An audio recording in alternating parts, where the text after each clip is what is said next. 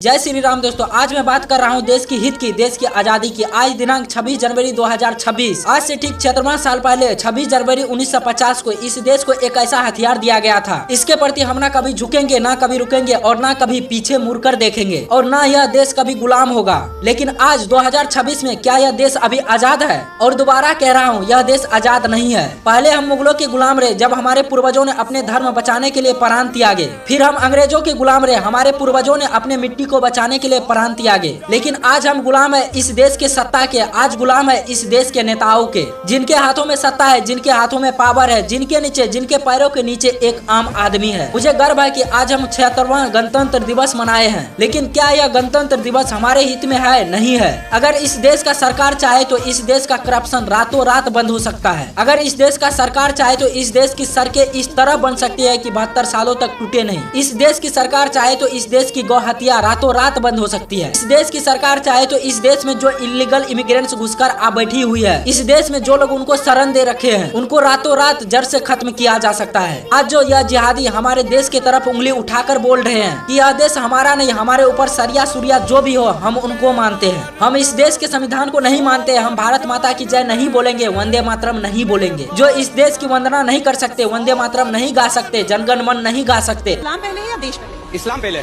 शरीयत शरीयत भारत माता की जय बोलेंगे? नहीं बोलेंगे। क्यों बोलेंगे? फिलिस्तीन जिंदाबाद। हाँ जय बोलेंगे। हाँ वंदे मातरम बोलोगे? नहीं। क्यों से? फिलिस्तीन ज्यादा अपना है या भारत? फिलिस्तीन पहले हमारा भाई, पहले फिलिस्तीन। हाँ भारत नहीं है। भारत माता की जय। आप नहीं कहेंगे? पाकिस्तान से प्रेम है? नहीं।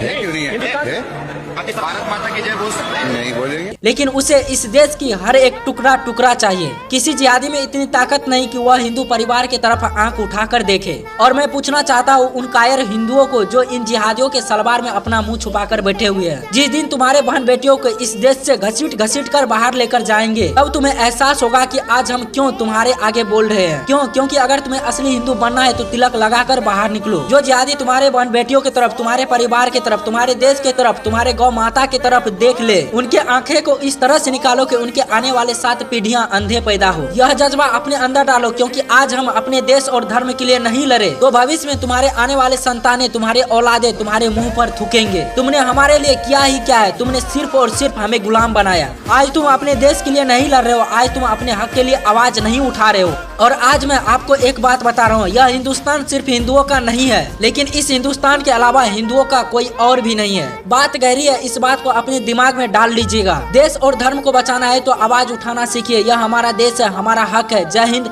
वंदे मातरम।